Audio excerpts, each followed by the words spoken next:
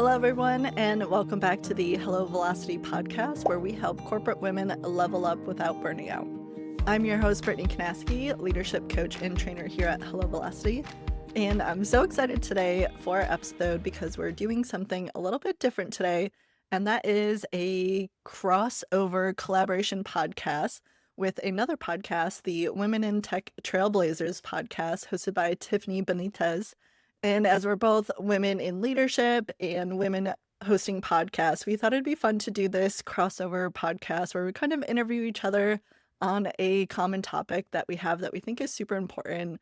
And as we were planning for the podcast, we thought it'd be great to just kind of have a casual conversation as if we were, chatting over coffee together without recording and give you all kind of a peek behind the curtain. And with the theme for this season of the podcast being Burnout, I wanted to give us this peek behind the curtain of what it looks like for women in leadership when they're going through burnout. So both of us have been going through burnout or are currently going through burnout. We'll share more in our episode today. And I wanted to give you that, kind of the messy details behind the scenes of what we've been going through, what it looks like for us.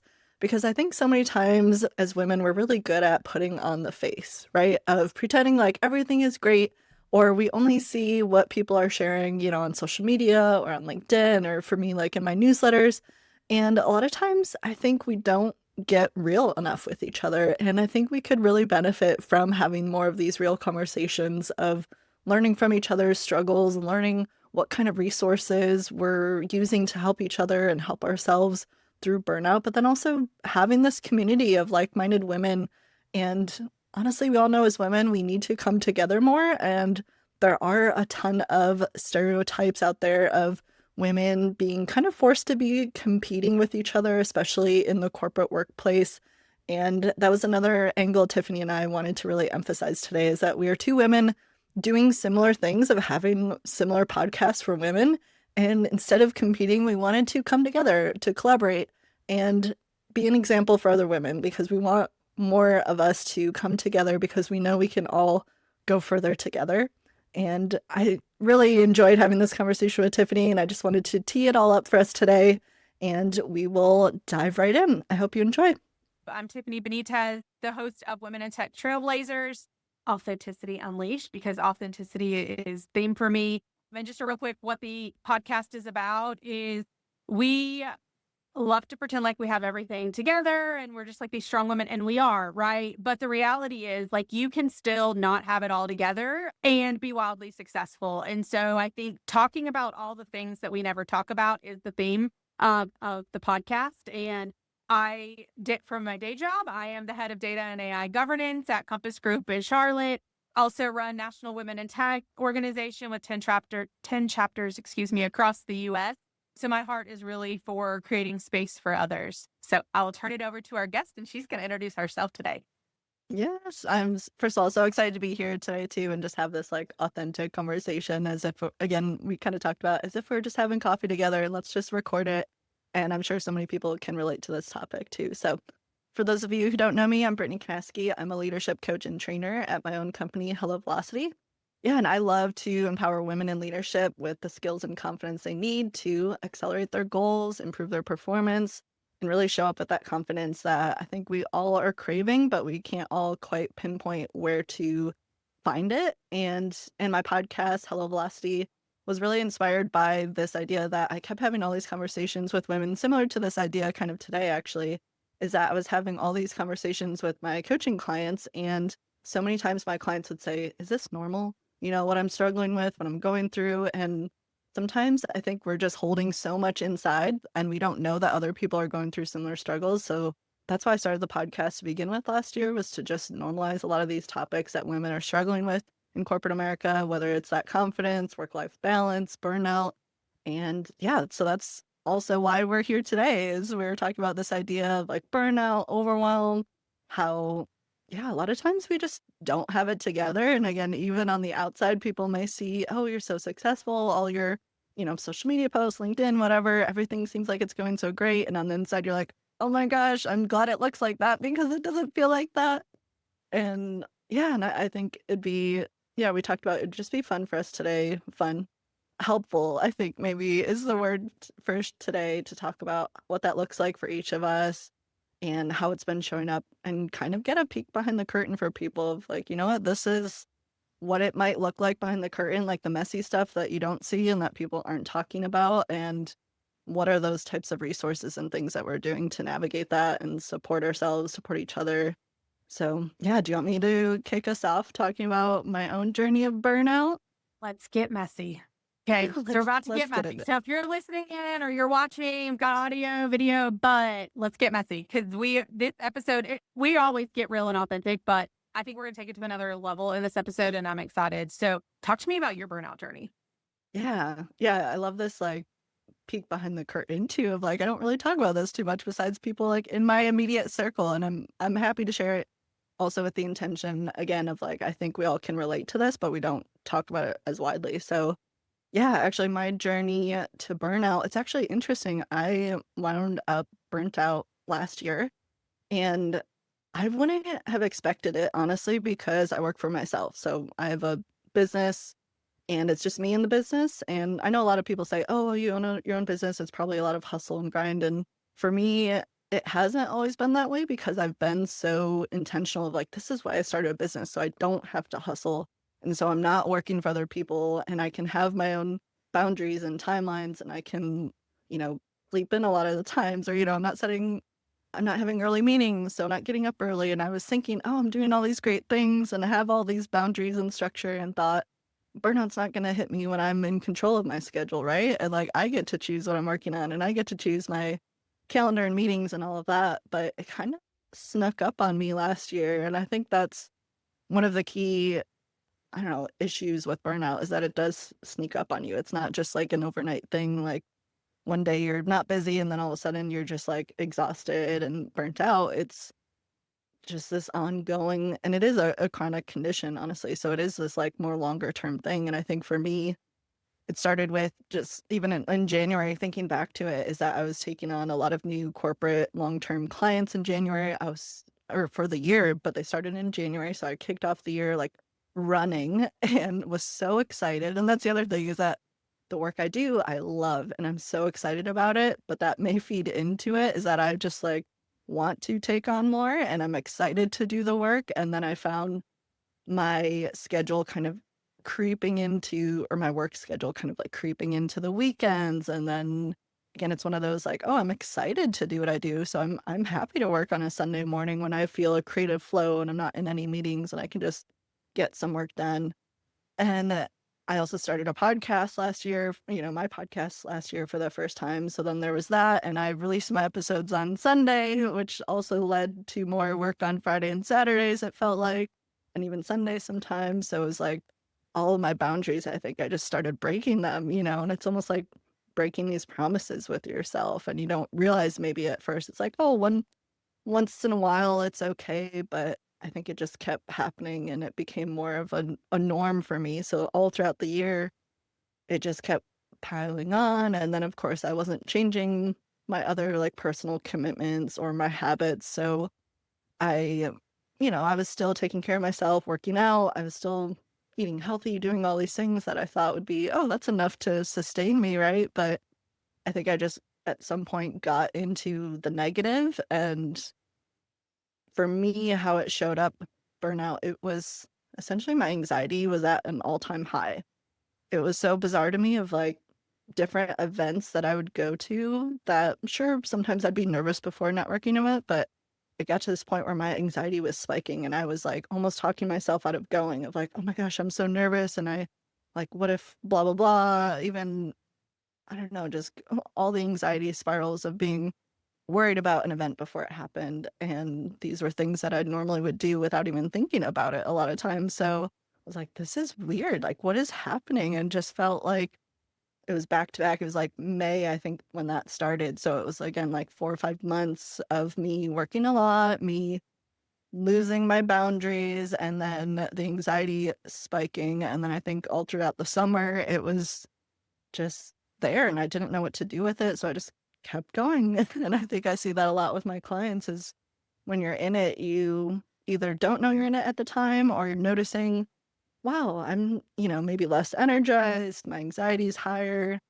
but I don't know what to do about it, right? You're just kind of stuck in this spiral, the downward spiral, and you just feel like, oh, I'm just like swimming, trying to keep my head above water. That's what it felt like most of the summer for me. Yeah, I know Tiffany's in the midst of it right now. We'll hear more about that in a minute.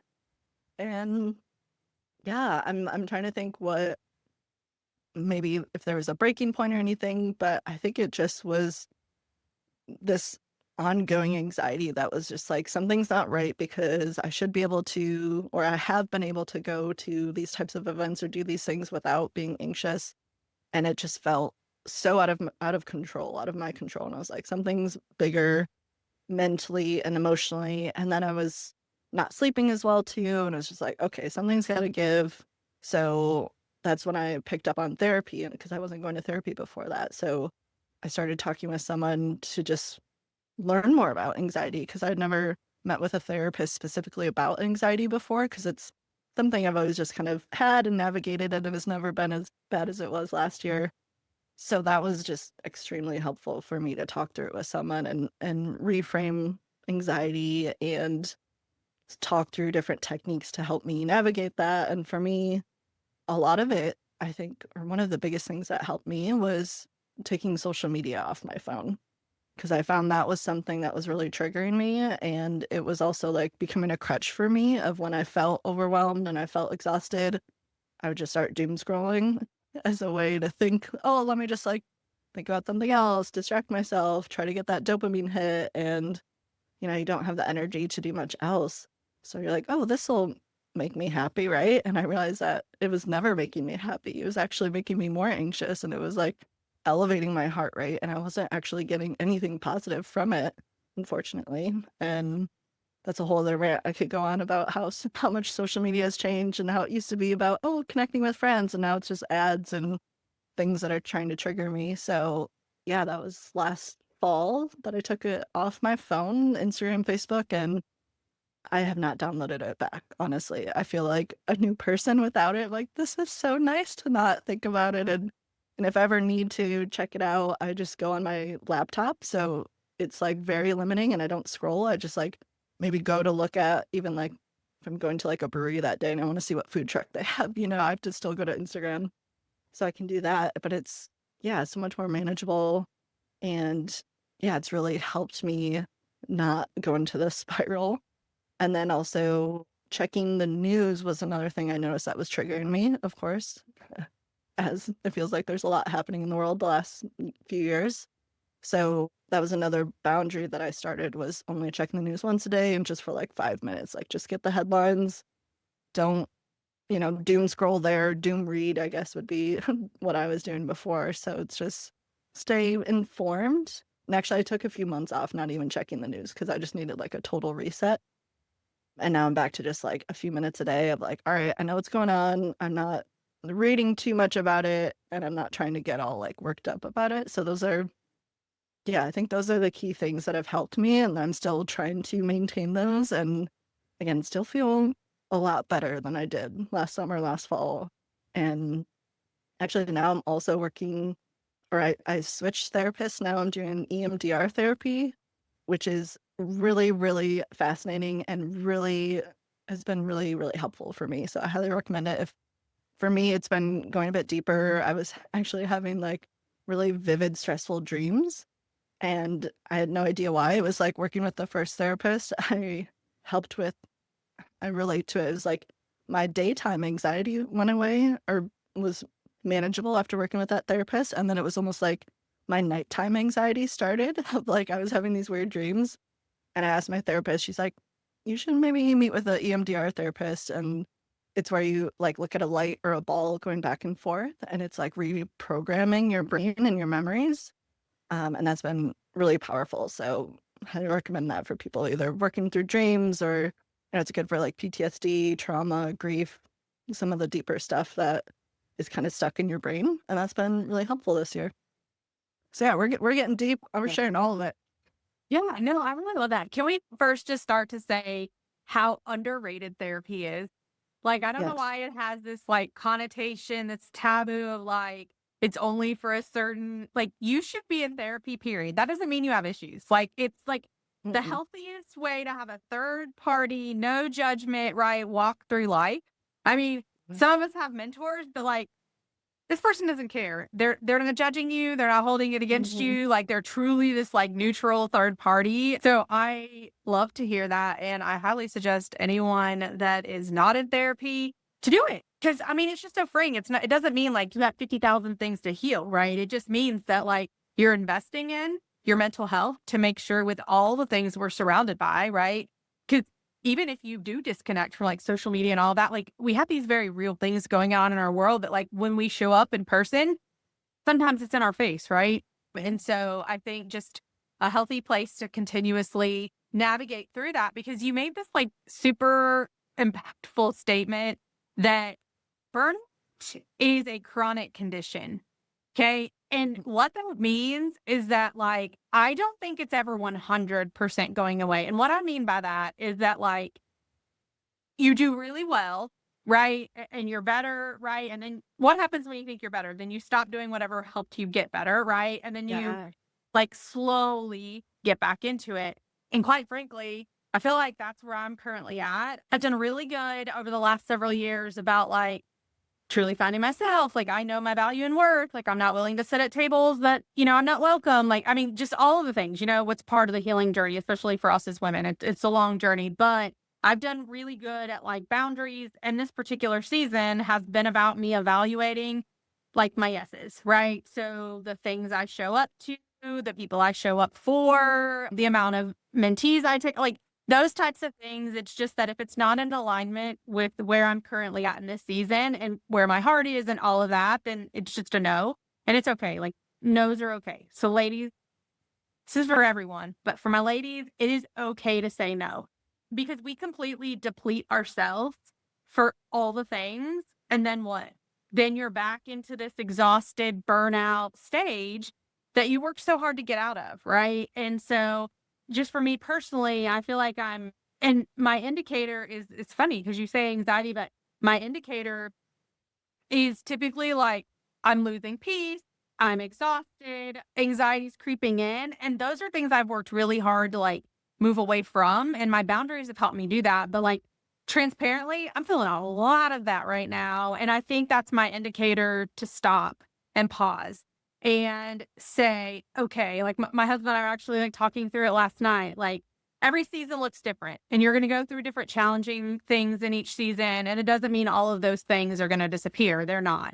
But for the season you're in and the things that you're dealing with, I think taking a true evaluation of like, okay, these are all the things I'm doing.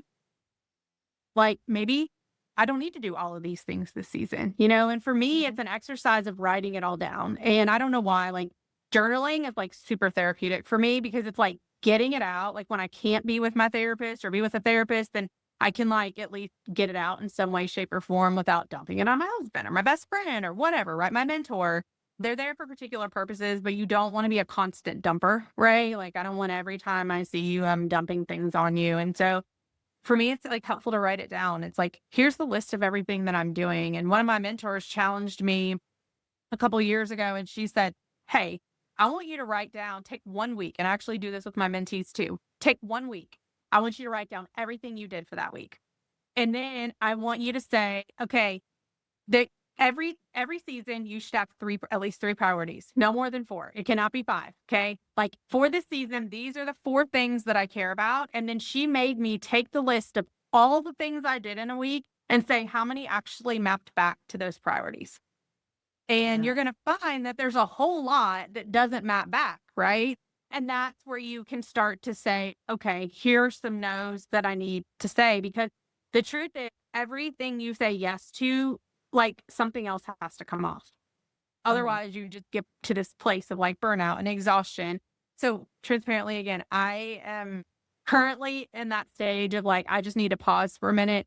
I need to reevaluate some of the things that I'm doing, maybe even some of the relationships I have, and like figure out. I think the concept is hard because we as women are always after helping everyone else and making sure everyone else is okay. And we don't really stop to invest that same thing in ourselves. But the moment you truly realize like how valuable and worthy you are and how much you actually matter, then your piece matters too, right? The fact that you're overwhelmed and burnout, but all the other 45 people that need you are happy, Mhm. it's not a good equation, right? So I would just say, thank you for sharing your journey. I took some notes because therapy, yes, but I would like to look into the other.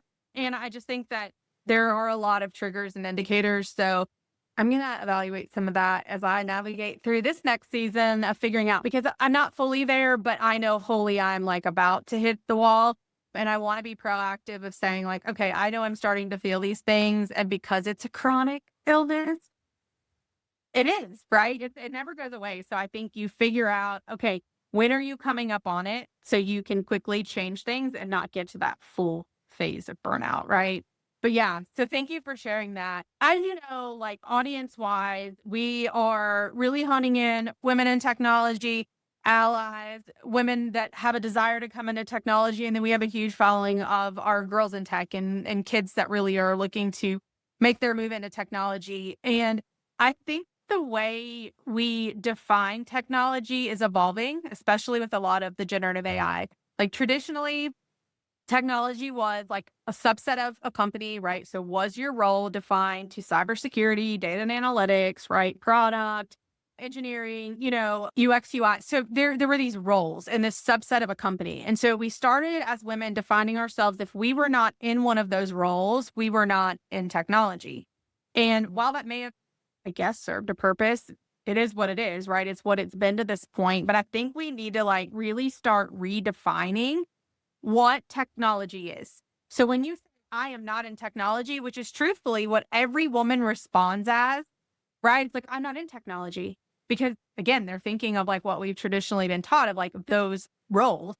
And maybe that's why our numbers don't increase, right? If you keep saying you're not a woman in technology, you're not. But the thing I want to like talk through, especially with you, because I know you've got some experience here, is I am in one of those roles and traditionally have been, but I I see the evolution and I see what's coming. And I think we have to flip our mindsets and stop defining it as certain roles or a subset of a company. If you use your cell phone, you use technology. So why are you not a woman in technology, right? And so I think just redefining that. And I'd like to like gauge your thoughts on what does that mean to you? Because I know talk a little bit about your role and kind of what you're doing and how actively you even have had to take a look at yourself and how you answer that.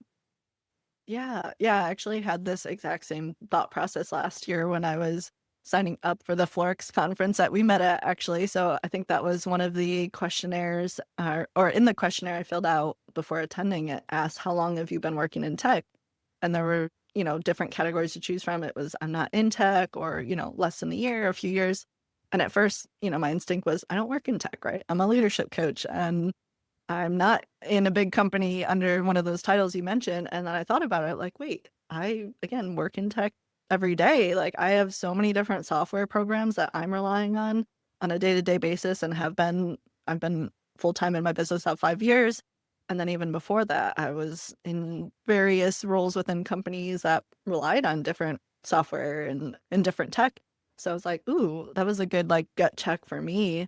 And yeah, so I definitely see where you're headed and your perspective here, that yeah, most of us are in tech to some degree or some variation of it, even if it's not a traditional title. And I definitely relate to that. For again, all these different softwares are helping me on a day-to-day basis, helping me save time, helping me, come up with different shortcuts or automate things. And then even, I'm using ChatGPT lately as kind of like a brainstorm buddy, because I work by myself for myself. And sometimes I'm like, I just need to like think through this idea a little bit differently, or like, can you check the grammar on this sentence, or what's a better title for this blog post, because I'm not that creative. And it can be really helpful just to, yeah, rely on technology from a different perspective. And yeah, so I think most of us are probably in tech if you're, again, like working at a laptop, which I think a lot of, most corporate people are. And then obviously there's other fields where you're more in person with people and maybe it's less tech focused. But now that I'm thinking about it, most of those obviously have some sort of tech they're still relying on the back end. So I don't know. I feel like we can make an argument that most people are working in tech, and in the sense that tech is supporting us on a day-to-day basis. Coaching women in corporate, right? Like those roles. Like your role may be a leadership development coach, but you're coaching these women in their roles and in Mhm. technology, so, and I think we Yeah. think of like other fields like tech sales, like they typically say, I'm not in tech either, or recruiting, tech recruiting. Yeah, you are, because you have to know and understand, right, the technology that you're filling the role for, or that that you're supporting, to be able to say that. So I do think it's really important. I loved your example about the conference because I have to know. So did you answer it? Did you Yeah. as like nothing, or did you answer it with like, I've been in tech? Yeah, I think I did switch it at the last second. I was like, no, I did the 5+ because I've been in my business 5 years. And yeah, and you're making me think too, even my husband, so he's in like the Scrum Master field, which is technically a position within like a tech department in a company or IT department. And it's so hard to explain that, but it's like he's not technically the person doing software development, but he's supporting software developers. So it's always like he has that same, conversation with people all the time that like he's technically not tech person because people think, oh, if you're a software developer, you're tech. But he's like, no, I'm supporting them to help them do their jobs better and more efficiently. And from the team perspective, so it's like, yeah, you're in tech too, just like supporting tech people too. I was like, ooh, that's another, I think, perspective to think about it too. I think it's not unique, obviously, to us as women, and I think we need to all like reposition and rethink how we say that. Like your husband, I can tell you because I've done agile and product for multiple organizations, you are absolutely in tech. Your ability to Hmm. push back on your developers on estimates and timelines because you understand what they're doing is absolutely technology. Like Hmm. defining technology as an engineer is absurd because an engineer cannot deliver anything to completion on their own, right? Who Hmm. translates that back to the business?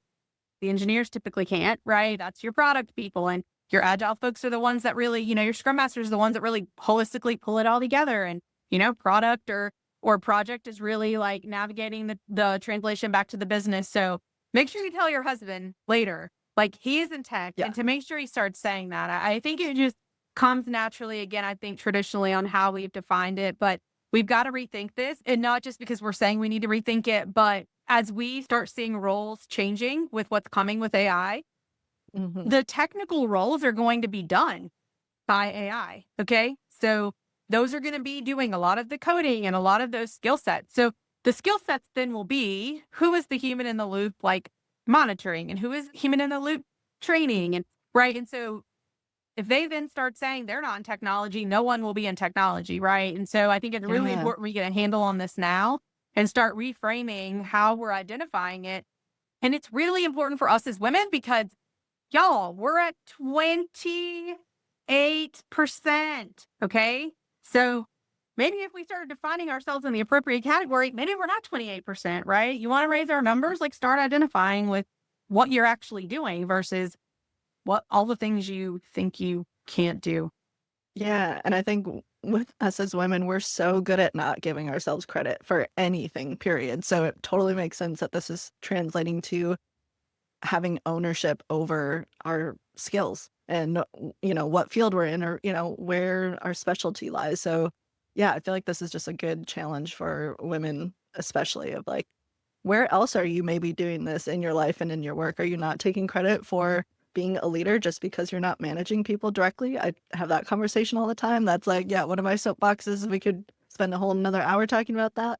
But like, where else are you not taking credit for your skills, for your how you're showing up, whether it's as a leader or, those other skills you have on a day-to-day basis of like, oh, maybe you're not an analyst, but you're in Excel every day. And like, hey, maybe you should, share, like tout that as a skill and like, oh yeah, I'm actually a wizard at Excel and own that. And I don't know, I feel like we could all step up to the plate a lot more when it comes to that. And like, honestly, bragging about yourself also is one of those things that gets a bad rep, but it's one of the most powerful things when you do it intentionally to share your value, to share your skills and how you're contributing to the organization or the people on your team. And that's what's going to help you get noticed too and get to that next level in your career. Shout out to Lisa Stryker. If you do not know her, her whole concept is brag, right? And how we really can do that in an effective way and how it really is impactful and can change your career. So if you don't know Lisa Mhm. Stryker, go check her out. Brittany, do you know her? Yes, yeah, I I actually think just she had was coffee also at with her. Florix. Yeah. Yeah, yeah, I went to her talk at Florix and then we just had coffee last week. So yeah, that Yeah. was on my brain. I'm like, yep, shout out to Lisa for sure. Like bragging is a great skill to have. And here's the deal, like being in community with others, especially other women, the right women, right, is super healing. Like, I don't even know how to explain that of like the power that comes with women blocking arms. You and I had some like really incredible conversation as we talked about going into this episode on community. So talk to me a little bit about like how you wholly believe that this concept of community, number one, what does that really mean, right? And how does it really help propel us and move us forward? And back to what we both said, our podcasts were about, of just like talking about it. How do we use that to really help us move forward? Yeah. I think we need to first of all, like you said, kind of define community and expand maybe our definition of community, because I think traditionally we think of it of like our neighbors, right? Like people who are physically close by. But I think we need to start looking for more communities of where are those spaces that people that maybe you just have something in common with. It could be something that you like to do. It could be something just that you're passionate about. It could be even a place that you like going to. It could be a game you like to play. It could be like pickleball. It could be going to a local wine bar and doing like a wine tasting. It could be, for me, one of the things I found last year, a new community was volunteering. And I tried out all these different nonprofits to do some hands-on volunteering. And I met so many amazing people. Actually, honestly, it was mostly women, which was an interesting realization to have.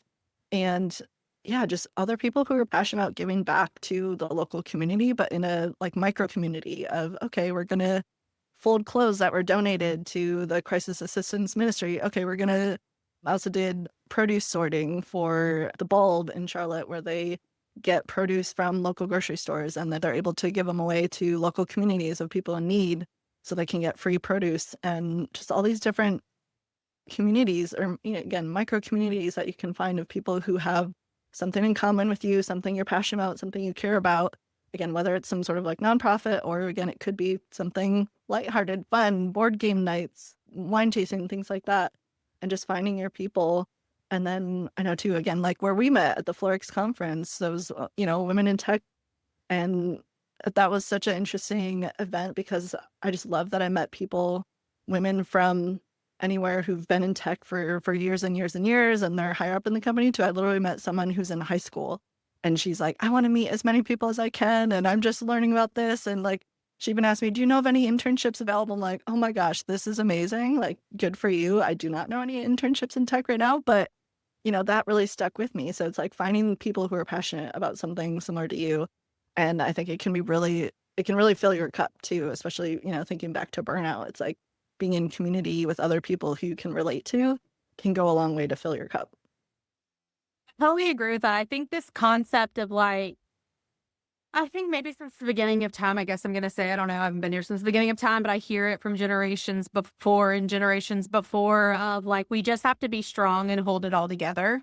We talked about that a little bit in the beginning of this episode, but that's actually not real. So you've also heard the concept that refutes exactly what you just said, is that it takes a village, right? And that's reality. It takes a village, not just to raise children, which is I think what typically is said, but it takes a village to get through this life. Okay. Like if you are attempting to do this life by yourself, and usually that comes because like people have hurt you, trust issues. I mean, I could fill in the blank with like 9,000 things, but the reality is like, you don't do this life without community. Like you are going to have to take a risk. The other thing we don't love to do as women, we're super risk adverse in general, like generally speaking, but you're going to have to take the risk. And you know what? Sometimes people are going to hurt you, and sometimes you're going to end up with some painful situations, but you can't pull back because ultimately there is a tribe that is there for you. And if you want to continue growing and you want to continue progressing, even in your career, that's not going to happen without mentors. It's not going to happen without sponsors. It's not going to happen without a tribe of women that you can rally around, lock arms with. And honestly, that is how growth happens. So I would say just really figure out and maybe even challenge yourself on how you're doing community, how you've defined community. I mean, honestly, I tell my teams at work, find one group to connect within the community at least once a month outside of anything to do with your job, right? We do really good at like all this stuff at work, but ultimately I do that because like work can be temporary for all of us, right? Like the reality is like, you never know when you may be the next business decision, and like, have you built your brand? Have you built a community? Like, do you have people that would be there for you not just in regards to finding another job, but like being there to like help support you should something happen. And like, it's so undervalued and so super necessary. And it wasn't until I truly understood that and adopted it and started plugging into different groups that I found my tribe. And you know what? You're not going to be everyone's cup of tea. That's okay. If you are like, listen, recovering people pleaser here, okay? And then now the amount of F's I give are very small, okay? Just keeping it real. Maybe that's perimenopause. Maybe it comes with age. I don't know. My friends that are in their 50s are like, it gets even better. And I'm like, yay. Can't But wait. the reality is, like, you don't have to impress anyone. Like, you have nothing to prove to anyone, right? And so really just evaluating your circle, evaluating, like, I think we've all heard the concept of like, we all have our own board, right? And you're the CEO that gets to hire and fire who's on your board. And your board should never be made up of all the same type of people, right? Like, who is the woman that's going to challenge you and be like, listen, you might have been in your closet and you're crying this morning, but you're not going to stay there. So process and feel what you need to for a few minutes and then get up because we got stuff to do, right? Like, who is the woman that's going to challenge you in that way? Who is the woman that's going to be asking you about your career goals? Like, if you have other, things in your beliefs, like, I don't know, but make your board, just like companies do, of very, very strong women that serve different purposes. And if you don't ever come together with your board, if you don't ever spend time with them, then how do you even navigate and figure out things? I tell my husband, it's mandatory that I'm going at least on 1 to 2 girls trips a year. Like, they are healing for my soul. And he knows that and never challenges me on that because he gets to see a better version of myself because I've truly been able to like spend time in community. And it's same with the things that I plug in within the community. I don't just randomly, I've like, again, started being super intentional about my yeses and my nos. And I don't have FOMO. I don't care. Like, if I couldn't go to that thing, I'm sorry, but I couldn't go, or maybe I said I was going to go. And you know what? I got off work and I mentally like crashed. Like, I can't come to your thing. And I'm sorry that I'm telling you last minute, but why are we even apologizing? I think those are the types of things we really need to hone in on. And I think that's really what takes us to next level. Like, no one wants to sit in the same like sad state if that's where you are, right? Or not growing or not progressing. And this is really how it happens. I feel like community is power there. Yeah, I love that. I love the concept of your personal board of directors. That's something I've heard too. And it's such a brilliant idea of like creating your own community too, of people who can like lift you up and support you in different ways, and having them all from, different aspects of life, or, looking different than you is something I always say too, is like, you want people from different backgrounds and different ages and all of that. And it's so helpful to get those new perspectives and challenge you in a supportive way. Yeah. Okay. We're coming up on the end of the episode. We're about to do a real quick 1-question rapid fire. So this is Women's History Month. Women's History Month is so important, not because it's just a month that we celebrate, but it's because it's a month that we really get to hone in and focus on, and we should do this outside of the 1 month, but the women that came before us, right? Like, there are so many women that helped pave the path and the way for us to be sitting here, even having this conversation we're having today. Like 50 years ago, this would look very different, right? And so just honoring and celebrating those women, celebrating us, celebrating our generations to come, right? This isn't about just women that have already done it or made it. And so in honor of Women's History Month, I would like to know what woman has truly impacted your life and why. Yeah, this is always a hard question, but honestly, I tend to always go back to a fictional character, and that is Buffy the Vampire Slayer. And I know it sounds silly, but honestly, growing up in a very conservative small town, I don't think I had many women in leadership or in like really powerful positions to look up to. So when I was growing up, I was watching that show like every Tuesday night. I remember like 8 o'clock, even though it was a little scary sometimes, but just to see like a strong female lead growing up in a TV show, and I love TV. So that was something like very empowering to see that as a young girl and a young woman growing up. So it still like just really sits with me as something that I think I continue to like look up to, and it really shaped me in my formative years. So sounds silly, but actually like really powerful. Not silly. Look at you slaying now. I'm just saying. Right? Yeah, still I slay. mean, Still what slay. if we never knew we could slay? Yeah, I would say I'm not really good at following rules, so mine's kind of a joint truthfully, from like a historical, like Ruth Bader Ginsburg is always my favorite. The things she stood for, the way that she stood, the courage that she had, the lack of fear of just standing up and saying what needed to be said. However, the truth is, like, I didn't get to spend time with her. And I think who it's like shaped and formed who I am as a woman is definitely my mother. She wasn't the CEO of like a company, right? So she was like the CEO of my life for so long, right? Yeah. She like formed, and I got to see like, what does work ethic look like? What does like truly being a strong, independent woman look like? And what does it look like to use your voice? And listen, the organization that I even created came from the fact that my mom said, if a table doesn't exist, you don't go beg for a space, you just create one, you know? And I think those are the things that have impacted and shaped who I am as a woman. So shout out to my mom. She's incredible.